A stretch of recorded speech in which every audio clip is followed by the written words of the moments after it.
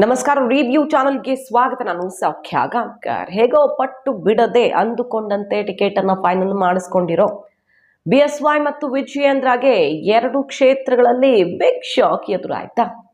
ಸದ್ದಿಲ್ಲದೆ Siddu DK ರಣತಂತ್ರ, ಎಲ್ಲಾ ಭಿನ್ನಾಭಿಪ್ರಾಯ ಬಣಜಗಳಗಳ ನಡುವೆಯೂ ಕೂಡ ಈ ಎರಡು ಕ್ಷೇತ್ರಗಳಿಗೆ ಸಂಬಂಧಪಟ್ಟಂತೆ ಕೈ ಸ್ಟ್ರಾಟಜಿ ಈಗ ಕಮಲಕ್ಕೆ ಬಹಳ ದೊಡ್ಡ ತಲೆನೋವಾಗಿರುವಂತೆ ಕಾಣಿಸ್ತಾ ಇದೆ. ಮಾಹಿತಿ ಮುಂದೆ ಇಡ್ತಾ ಇದ್ದೀವಿ. ಮಿಸ್ ಮಾಡಿದ್ರೆ ನಮ್ಮ ಚಾನಲ್ನ ಸಬ್ಸ್ಕ್ರೈಬ್ ಮಾಡಿ, ಹಾಗೆ ನಿಮ್ಮ ಅಭಿಪ್ರಾಯ ಕಮೆಂಟ್ ಮಾಡಿ ತಿಳಿಸಿ. ಎಸ್ ವೀಕ್ಷಕರೇ, ಯಡಿಯೂರಪ್ಪನವರು ಸುಮಾರು ಕ್ಷೇತ್ರಗಳಲ್ಲಿ ಸಿಕ್ಕಾಪಟ್ಟೆ ವಿರೋಧದ ನಡುವೆಯೂ ಕೂಡ ತಾನಂದುಕೊಂಡ ಹೆಸರನ್ನ ಫೈನಲ್ ಮಾಡಿಸಿದ್ದಾರೆ. ವಿಜಯೇಂದ್ರ ಪಟ್ಟಿಗೆ ಮುದ್ರೆ ಬಿದ್ದಿದೆ. ಬಹುತೇಕ ಈ ಸಲ ಎಲ್ಲ ಆಯ್ಕೆಗಳು ರಾಜ್ಯ ನಾಯಕತ್ವ ಹೇಳದಂತೆಯೇ ಆಗಿರೋದು. 23 ಚುನಾವಣೆ ಎಫೆಕ್ಟ್. ಹೈಕಮಾಂಡ್ ರಿಸ್ಕ್ ತಗೊಳ್ಳೋಕೆ ರೆಡಿ ಇಲ್ಲ. BSYಗೆ ಮಣೆ ಹಾಕಿದೆ. BSY ಕೊಡುಗೆ ದಕ್ಷಿಣ ಭಾರತದಲ್ಲಿ, ಕರ್ನಾಟಕದಲ್ಲಿ ಬಿಜೆಪಿಗೆ ಬಹುದೊಡ್ಡದು ಅಂತ ಮತ್ತೊಮ್ಮೆ ಫುಲ್ ಮಾರ್ಕ್ಸ್ ಕೊಟ್ಟು ಹೋಗಿದ್ದಾರೆ ಶಿವಮೊಗ್ಗಕ್ಕೆ ಬಂದಾಗ ನರೇಂದ್ರ ಮೋದಿ ಅವರು. ಅಷ್ಟರ ಮಟ್ಟಿಗೆ BSY ಬಲ ಬೇಕೇ ಬೇಕು ಅಂತ ನಿರ್ಧಾರ ಮಾಡಿರೋದಲ್ವಾ.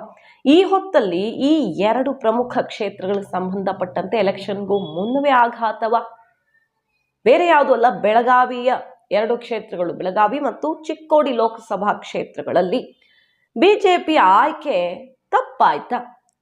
ವಿಜಯೇಂದ್ರ ಯಡಿಯೂರಪ್ಪನವ್ರು ಅಂದುಕೊಂಡಂಗೆ ಯಾವುದು ಆಗ್ತಾ ಇಲ್ವಾ? ಸಿದ್ದರಾಮಯ್ಯ ರಣತಂತ್ರ ವರ್ಕೌಟ್ ಆಗ್ತಿರೋದು ಎಲ್ಲಿ? ಅದನ್ನು ಒನ್ ಬೈ ಒನ್ ನೋಡ್ತಾ ಹೋಗೋಣ.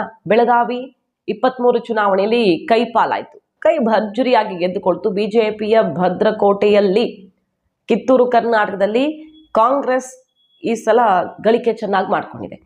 ಹಾಗಾಗಿ 24ರಲ್ಲೂ ಲೋಕಸಭೆಯಲ್ಲೂ ಕೂಡ 2 ಸೀಟ್ ಗೆಲ್ಲೇಬೇಕು ಅಂತ ಹಠ ಹಿಡಿದು ಮಿನಿಸ್ಟರ್ಗಳನ್ನೇ ನಿಲ್ಲಿಸಬೇಕು ಅನ್ನೋ ಪ್ರಯೋಗ ಆಯ್ತು. ಅದೆಲ್ಲ ಕೊನೆಗೆ ಫೇಲ್ ಆಯ್ತು. ಆದರೆ ಇಬ್ರು ಪ್ರಭಾವಿ ಮಿನಿಸ್ಟರ್ಗಳ ಮಕ್ಕಳು, ಮೃಣಾಲ್ ಹೆಬ್ಬಾಳ್ಕರ್, ಈ ಕಡೆ ಸತೀಶ್ ಜಾರಕಿಹೊಳಿ ಪುತ್ರಿ ಪ್ರಿಯಾಂಕಾ ಜಾರಕಿಹೊಳಿ ಟಿಕೆಟ್ ಫೈನಲ್ ಆಗಿದೆ. ಈಗ ಬೆಳಗಾವಿ ಚಿಕ್ಕೋಡಿ ಇಬ್ರಿಗೂ ಪ್ರತಿಷ್ಠೆ. ಅದಲು ಬದಲು ಮಾಡಿಬಿಟ್ಟು ಸಿದ್ದರಾಮಯ್ಯನವರ ಸ್ಟ್ರಾಟಜಿ, ಸಿದ್ದು DK ಇಲ್ಲಿ ರಿಸ್ಕ್ ಆದ್ರೆ, ಒಂದು ಸಣ್ಣ ರಿಸ್ಕ್ ಆದ್ರೂ ಸರ್ಕಾರಕ್ಕೆ ಥ್ರೆಟ್ ಅನ್ನೋದನ್ನ ಅರ್ಥ ಮಾಡಿಕೊಂಡು ಬೆಳಗಾವಿ ಕ್ಷೇತ್ರಕ್ಕೆ ಮೃಣಾಲ್ ಹೆಬ್ಬಾಳ್ಕರ್ ಮತ್ತು ಸೌದಿ ಹೆಬ್ಬಾಳ್ಕರ್ ಪ್ರಭಾವ ಎಲ್ಲ ಜಾಸ್ತಿ ಇರುವಂತ ಚಿಕ್ಕೋಡಿಗೆ ಜಾರಕಿಹೊಳಿ ಮಗಳು, ಎರಡು ಕ್ಷೇತ್ರಗಳಲ್ಲಿ ಇಬ್ರು ಕೆಲಸ ಮಾಡಬೇಕು. ಅವ್ರನ್ನ ಸೋಲ್ಸೋದಿಕ್ಕೆ ಇವರು, ಇವ್ರನ್ನ ಸೋಲ್ಸೋದಿಕ್ಕೆ ಅವರು ಅಂತ ನೋಡಬಾರ್ದು.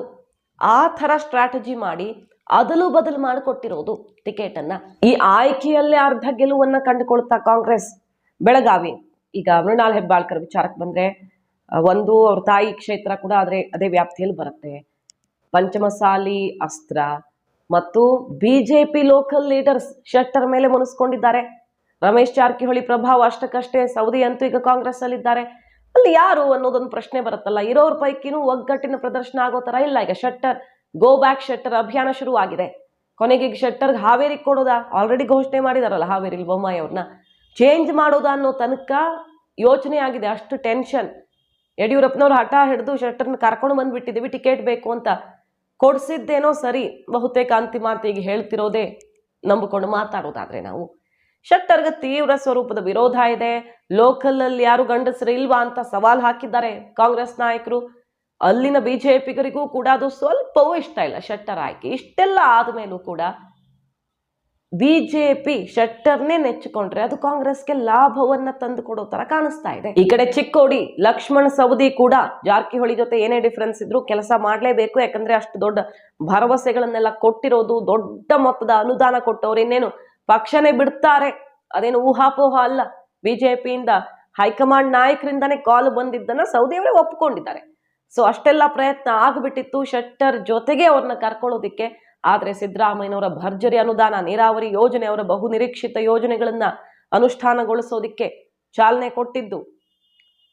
ಅದ್ರ ಜೊತೆಗೆ ಲೋಕಸಭಾ ಚುನಾವಣೆ ಮುಗಿತಾ ಇದ್ದ ಹಾಗೆ ಮಂತ್ರಿಗಿರಿ ಇಷ್ಟೆಲ್ಲ ಕೊಟ್ಟ ಮೇಲೆ ಅವರು ಕೆಲಸ ಮಾಡ್ಲೇಬೇಕಾಗತ್ತೆ. ಅವ್ರ ಕ್ಷೇತ್ರದ ವ್ಯಾಪ್ತಿಯಲ್ಲಿ ಕೊಡುಗೆ ಕೊಡಬೇಕಾಗತ್ತೆ. ಸೊ ಜಾರಕಿಹೊಳಿ ಮಗಳು ಸೇಫ್ ಆಗಿದ್ದಾರೆ. ಈ ಎಲ್ಲ ಲೆಕ್ಕಾಚಾರದಲ್ಲಿ ಲಿಂಗಾಯತ ಪ್ಲಸ್ ಹಿಂದುಳಿದ ದಲಿತ ಮತಗಳನ್ನು ಒಗ್ಗೂಡಿಸ್ಕೊಂಡು 2 ಸೀಟ್ ಗೆಲ್ಲೋದಿಕ್ಕೆ ಡಿಫ್ರೆನ್ಸ್ಗಳ ನಡುವೆಯೂ ಕೈ ಜೋಡಿಸಿದ್ದಾರೆ ಕೈ ನಾಯಕರು. ಯಾಕಂದ್ರೆ ಅಲ್ಲಿ ಇಬ್ಬರಲ್ಲಿ ಒಬ್ಬರು ಸೋತ್ರೆ, ಹೆಬ್ಬಾಳ್ಕರ್ ಸೋತ್ರೆ ಇಲ್ಲ ಜಾರಕಿಹೊಳಿ ಮಗಳು ಸೋತ್ರೆ ಸರ್ಕಾರಕ್ಕೆ ಥ್ರೆಟ್.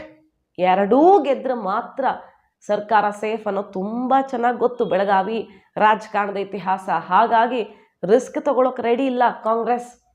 ಇಷ್ಟೆಲ್ಲ ವ್ಯವಸ್ಥೆ ಮಾಡಿರೋದ್ರ ನಡುವೆ ಬಿಜೆಪಿ ಚಿಕ್ಕೋಡಿಯಲ್ಲಿ ಅಣ್ಣಾ ಸಾಹೇಬ್ ಜೊಲ್ಲೆಗೆ ಟಿಕೆಟ್ ಕೊಟ್ಟಿದೆ. ತೀವ್ರ ಸ್ವರೂಪದ ವಿರೋಧ, ಅವರು ಸೋಲ್ತಾರೆ ಅನ್ನುವಂಥ ಗ್ರೌಂಡ್ ರಿಪೋರ್ಟ್ಗಳೆಲ್ಲ ಸದ್ದು ಮಾಡಿದ್ದು. ಆದರೆ ಮತ್ತೆ ಅವರಿಗೆ ಫೈನಲ್ ಆಯಿತು. ರಮೇಶ್ ಕತ್ತಿ ಅವರು ಕೂಡ ಇದು ಸಿಡಿದೆದ್ದಿದ್ದಾರೆ. ಅಲ್ಲಿ ಬದಲಾವಣೆ ಅನಿವಾರ್ಯ ಅಂತ ಕೇಳಿ ಬರ್ತಾ ಇತ್ತು. ಕೊನೆಗೆ ಇರೋದನ್ನೇ ಮುಂದುವರೆಸಿದ್ದು. ಈ ಎರಡೂ ಕ್ಷೇತ್ರಗಳು ಬಿಜೆಪಿಗೆ ಬಹಳ ಕಾಸ್ಟ್ಲಿ ಆಗೋ ಥರ ಕಾಣಿಸ್ತಾ ಇದೆ. ಈ ಸಲ ಕಳ್ಕೊಂಡ್ರೆ ಕಿತ್ತೂರು ಕರ್ನಾಟಕ ಬಿಜೆಪಿ ಭದ್ರಕೋಟೆಯಲ್ಲಿ ಕಮಲ ಪಡೆಗೆ ದೊಡ್ಡ ಹೊಡೆತ ಬಿದ್ದಂಗಾಗತ್ತೆ. ಕೈ ಮತ್ತಷ್ಟು ಗಟ್ಟಿಯಾಗಿ ನಿಲ್ಲೋದಕ್ಕೆ ಅವಕಾಶ ಆಗತ್ತೆ. ರಮೇಶ್ ಜಾರಕಿಹೊಳಿ ಈ ವಿಧಾನಸಭಾ ಚುನಾವಣೆಯಲ್ಲಿ ಪೆಟ್ಟಿನ ಮೇಲೆ ಪೆಟ್ಟು ತಿಂದ್ರು. ಪಟ್ಟು ಹಿಡಿದು ಟಿಕೆಟ್ ತಗೊಂಡು ಏನು ಮ್ಯಾಜಿಕ್ ಮಾಡೋದಕ್ಕೆ ಆಗ್ಲಿಲ್ಲ. ಸೌದಿ ಗೆದ್ದು ತೋರಿಸಿದ್ರು. ಈ ಚುನಾವಣೆಯಲ್ಲಿ ಈ ವ್ಯತ್ಯಾಸಗಳ ನಡುವೆ ಶೆಟ್ಟರ್ ಸೋಲಾದ್ರೆ ರಮೇಶ್ ಜಾರಕಿಹೊಳಿ ಅಸ್ತಿತ್ವನೇ ಇಲ್ಲದಂತಾಗ್ಬಿಡತ್ತೆ. ಸೊ ಬೆಳಗಾವಿ ರಾಜಕಾರಣಕ್ಕೆ ಸಂಬಂಧಪಟ್ಟಂತೆ ಇದು ಬಹಳ ಮಹತ್ವದ ಚುನಾವಣೆ. ಕಾಂಗ್ರೆಸ್ಗೆ ಬಹುದೊಡ್ಡ ನಿರ್ಣಾಯಕ ಹಂತವೂ ಹೌದು ಇದು ಕಿತ್ತೂರು ಕರ್ನಾಟಕಕ್ಕೆ ಸಂಬಂಧಪಟ್ಟಂತೆ. ಹಾಗಾಗಿ ಇಷ್ಟೆಲ್ಲ ಲೆಕ್ಕಾಚಾರ ಹಾಕಿ ಇಬ್ಬರು ಪ್ರಭಾವಿಗಳ ಮಕ್ಕಳಿಗೆ ಟಿಕೆಟ್ ಫೈನಲ್ ಮಾಡಿರೋದು. ಮಾಹಿತಿ ನಿಮ್ಗೆ ಇಷ್ಟ ಆಗಿದ್ರೆ ಮಿಸ್ ಮಾಡಿದ್ರೆ ನಮ್ಮ ಚಾನಲ್ನ ಸಬ್ಸ್ಕ್ರೈಬ್ ಮಾಡಿ. ಹಾಗೆ ನಿಮ್ಮ ಅಭಿಪ್ರಾಯ ಕಮೆಂಟ್ ಮಾಡಿ ತಿಳಿಸಿ. Thank you.